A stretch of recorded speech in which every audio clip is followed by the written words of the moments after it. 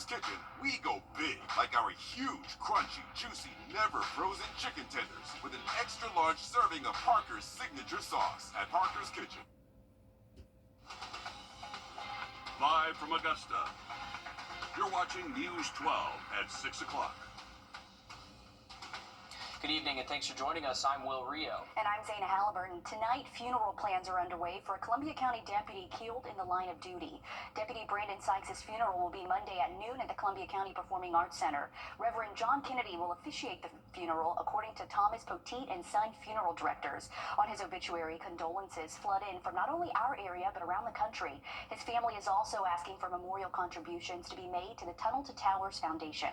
We also heard from the sheriff's office on how Deputy Gavin White is doing. Some good news here tonight. He was the one who was shot in the face from Saturday's encounter. The sheriff's office said he's improving, and although he's still in the hospital this evening, he is walking and talking and then maintaining a very positive attitude at this point. As our community continues to come to terms with this tragedy, there are still unanswered questions as to what happened. We're still waiting on the autopsy results for both the suspect, James Montgomery, as well as Deputy Sykes. Authorities say they believe the return gunfire from deputies is what killed Montgomery, but the autopsy report will provide some clarity for us, and the findings from that regional task force investigation team will shed additional light on what exactly happened before, during, and after that encounter with Montgomery. These answers will take some time, but we will get them eventually. Definitely. We're seeing so much incredible support from our community, from blood donors to restaurants donating proceeds for these deputies. We're highlighting their actions just in a few moments. But right now, we're going to send things over to your first alert forecast with Chief Meteorologist Riley L. Riley. It looks like we've got great weather yet again, just like yesterday, all before rain moves in later this week. That's exactly right, Zana. Beautiful weather today, and that should continue at least through Thursday. We start to bring back maybe some isolated shower and thunderstorms. Look towards the northwestern sky. They'll be exiting out of the southeast. Really cool to check out later tonight. Much more of the rain threat this weekend in just about 10 minutes. Thanks, Riley. A memorial continues to grow on I-20 near where both the deputies were injured. Flowers, crosses, ribbons, and cards are woven among the guardrails, signaling to drivers the significance of that spot. The organizers of this memorial say it's helping them to do something in the wake of all that's unfolded. Your Audrey Dickerber has more. As people continue to honor both Deputy Sykes and Deputy White, more and more flowers keep getting placed along I-20, and people are even putting these signs in their yard, showing respect. We love our deputies and all of our first responders. They have the hardest jobs in the whole world. And wanting to show it in a way that is also a reminder. I can't imagine how all the brothers and sisters in blue feel. You know, it's unexpected, horrific, honestly. And if we can just show them that we love them and that we back them and support them, maybe that will help make their days just a little bit easier, a little less heavy in the upcoming weeks. Just like they did for her. Columbia County has been looking out for me since my mom was murdered. When I was 19, I felt like I lost everything. She was my best friend, and some of them became built-in family for me, looking out for me and my family, and not only us, but the entire community. And they risk their lives every day for us. But that's not the only way people are saying we are here for you. I forgot they were up there until the other day, and when I was digging through there, I just posted it out front and took a picture of it. And, I've had probably, 20, 30 people reach out asking if they could have one. Passing out signs for free that say, "United we stand." Deputy Gavin, they're a part of the community, the Grovetown community. His daddy has a business out here. They live on this road. I know his daddy. A small gesture with a big meaning. When any of the first responders, not just law enforcement, ride by, they see that and they know that, it's just a thank you. In Columbia County, Audrey Dickerber on your side. And in the wake of Deputy Gavin White's injury on Saturday, Shepherd Community Blood Center says local blood donations helped him in his recovery. And today our community came out in force for a replenishment drive in Deputy Sykes and White's honor. And for every donation, Shepherd is giving $20 to White's family to help with whatever they might need. Your cityhood has more on how our local donors are helping out. sitting here as strangers Yeah, I just felt like it's a good thing to do. with one goal at heart. There's a lot of people in need. If you're capable of doing it, I think it's just a good thing to do for the community. Every drop serving as a thank you That one gave me the push to come actually for today. for Deputy Gavin White, who put his life on the line to protect. Blood that was on the shelf on Saturday, that's what saved Deputy White's life. And had it not been for the donors who had come in last week and donated, our hospitals wouldn't have had the blood products that they needed. For some, giving blood is routine. Well, I get the phlebotomies to get the iron out of my blood. I can come every 6 weeks. Others are first timers. I just saw it last night and was like, I'm just going to do it, yeah. No matter the reason, A healthy thing for me to do and helps the community out too, so I'm glad to do it. the mission is the same. Strangers helping strangers. Well, I'm older, I can't do a whole lot of stuff, but I can give blood. As Deputy White continues to recover, his community gives back with the greatest gift they can give, the gift of life. In Columbia County, Sydney Hood, on your side. And it's nice to see them coming together that way. The blood drive ended today at 6, but you can also go out tomorrow from 8 to 6 to donate at any Shepherd Community Blood Center. There will be extra staff on hand to make sure you don't have to wait.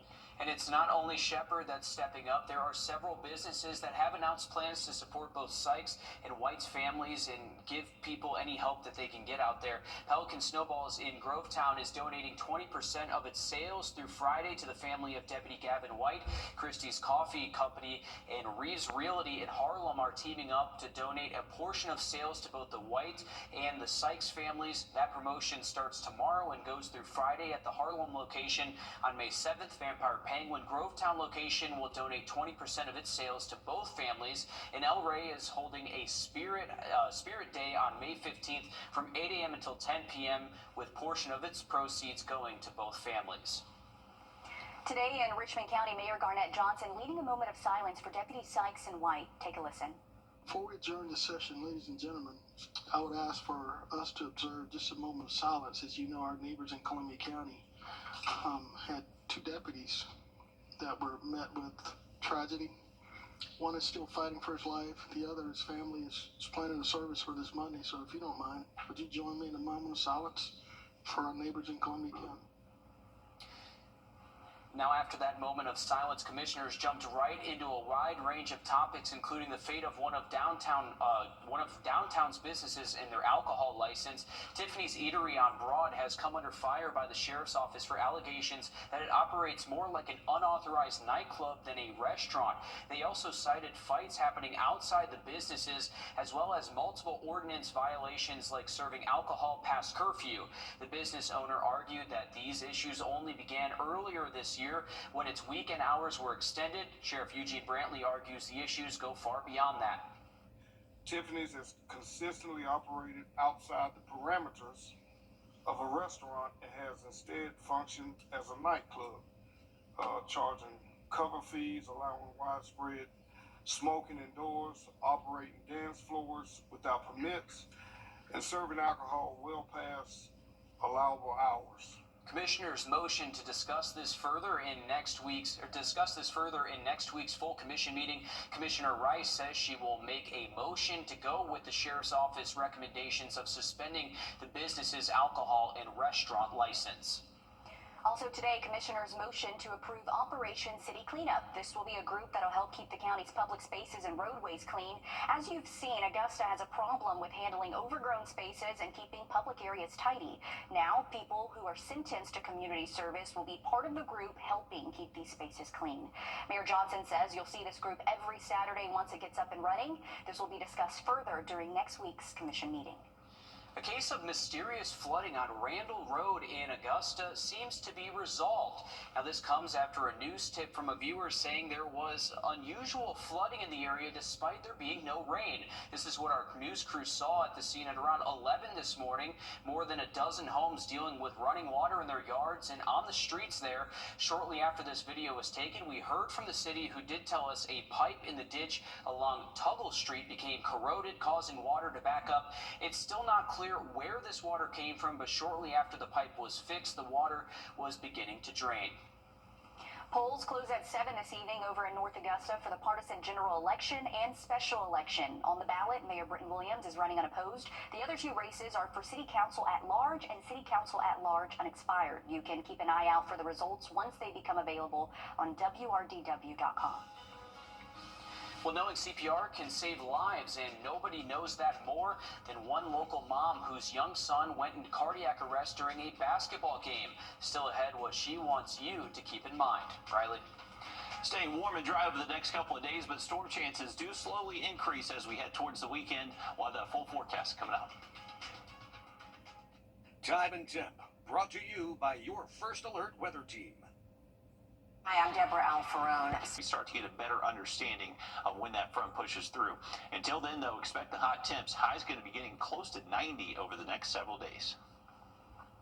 We've told you how the American Heart Association has made it their mission to turn bystanders into lifesavers so that in the time of a cardiac emergency, anyone, anywhere is prepared to provide CPR.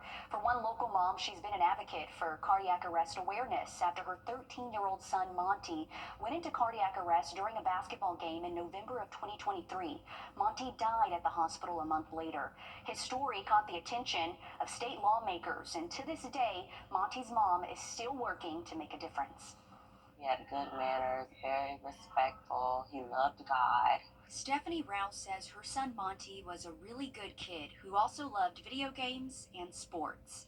He played sports all his life, basketball, baseball, football. So he was really excited when he made the basketball team at Columbia Middle School. She says Monty worked really hard to make the team that year. During his first basketball game, Monty played the first quarter, and when he went to sit down at the bleachers, he collapsed. He was down for about 9 or 10 minutes. Nobody performed CPR. They didn't get an AED until the ambulance arrived, and he ended up passing in the hospital. Stephanie has since made it her mission to raise awareness on AED and CPR training surrounding cardiac arrest. I kind of didn't know what happened until I got to the hospital, and when the doctor told me that, we potentially could have saved his life if somebody would have performed CPR sooner and got an AED, then I knew it was time for me to do something and raise awareness. Stephanie continued sharing Monty's story, catching the attention of state lawmakers. Last year, Georgia Governor Brian Kemp signed House Bill 874, which requires an AED in all schools, but also outlines how schools need to have an emergency action plan surrounding cardiac arrest and practice drills. Stephanie was right there to witness the signing with a photo of Monty in her hands. It was bittersweet. I hate that my son had to lose his life because of it.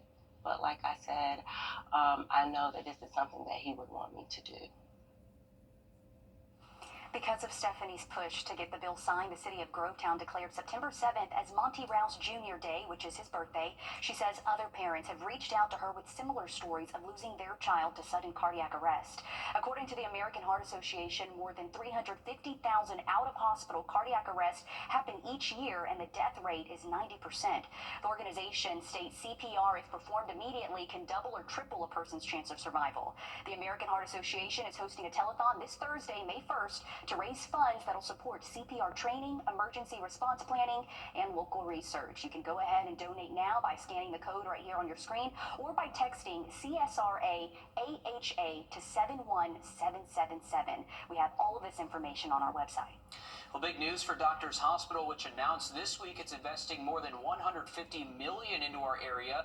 This will fund the expansion of 2 hospital towers, constructing a freestanding emergency room in Evans, developing and renovating the graduate medical education programs, and equipment upgrades all across the hospital. Now, once complete, Doctors is adding more than 110 new full-time jobs too.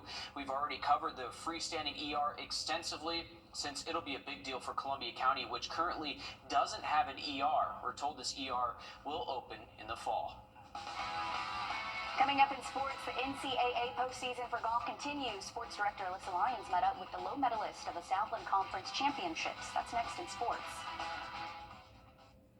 First Alert Radar, powered by Jim Hudson Automotive Group. First Alert Radar, powered by Jim Hudson Automotive Group. When you're on the go, Circle K's on the way. Grab something fresh, fast, for just $3, $4, or $5. Whether you're finishing a long night, about to start your day, or just grabbing a quick bite, you'll always find a fresh meal deal ready to go. Easy, fast, and affordable. Get a meal deal at Circle K today. At participating locations, visit CircleK.com for details. On Your Sideline, sponsored by Chandler Law Firm. Best Division I golfers, one Augusta Jaguars name stood above the rest. She's now headed to the NCAA Regionals. Sophomore Zoe Panius was a medalist at the Southland Conference Championship after leading wire to wire. Her 2-under par finish was just the ticket she needed to earn a spot at the NCAA Norman Regional in Oklahoma. And while the Jags women's team will not be competing alongside her, she'll be using every ounce of motivation that they've already given her. I felt the whole year they pushed me so hard. Sarah Marine, the three of us were like all over, like in the top always, in between the three. We changed number ones like all weeks. So that also helped me to give me that like motivation and like try to beat someone and be able to be prepared for it. The low-round individual not on a qualifying team will advance to the NCAA Championship. Panius has 4 top 20 finishes. Stay weather aware for those weekend plans. On Your Sideline, sponsored by Chandler Law Firm. Best Division I golfers, one Augusta Jaguars name stood above the rest. She's now headed to the NCAA Regionals. Sophomore Zoe Panius was a medalist at the Southland Conference Championship after leading wire to wire. Her 2-under par finish was just the ticket she needed to earn a spot at the NCAA Norman Regional in Oklahoma.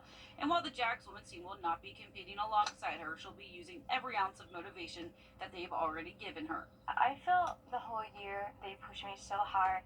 Sarah Marine, the three of us were like all over, like in the top always, in between the three. We changed number ones like all weeks. So that also helped me to give me that like motivation and like try to beat someone and be able to be prepared for it. The low-round individual not on a qualifying team will advance to the NCAA Championship. Panius has 4 top 20 finishes this season with 13 rounds at a sub-75 score. All right, thanks for that, Alyssa. Looking at our 3-degree guarantee brought to you by Tub Doctor. Our forecast 84, actual high 83, so $50 more heading towards the Boys and Girls Clubs of Greater Augusta. Another quick look at that 7-day forecast just after the break. This year, don't settle for less than a Honda. Visit your Augusta Aiken Honda dealer. Your job counts. AbbottsKia.com. Morning, afternoon, night, Monday through Sunday, 24/7. Our First Alert commitment to you is the power of 5 meteorologists, always tracking weather that impacts you, telling you what we know as soon as we know it. All the tools, the latest technology, and the first team of 5 meteorologists. First Alert is our investment in your family's safety. News 12's First Alert weather on your side. All right, another quick look at the forecast. Live look over SRP Park. Green Jackets out of town this week. They will be back next Tuesday, so this time next week should be a lot busier looking out there. But if you're heading out tonight, we do have temperatures eventually working their way down to the mid-50s by daybreak tomorrow morning. So it is going to be a nice night, but still a little bit above average for us. Same thing with high temperatures again tomorrow. For your Wednesday, those highs should be climbing to around 87 degrees, so a little bit warmer than what we saw even out there today. Now, as we get towards the weekend, that's when we are bringing back our better opportunity for some showers and thunderstorms. Looks mainly to be on Saturday, and then we are fairly dry on Sunday. So a quick look at the rain chances Saturday. It could possibly start early in the morning, and then you just have on and off opportunities for a stray shower storm all the way through our Saturday night. Doesn't look to be necessarily an all-day washout, but you have that opportunity in the morning and then later on into the evening too. So stay weather aware for your Saturday. Thanks, Riley. We're back live on 26 News at 7. And for News 12 at 10 and 11 o'clock. Thanks for watching.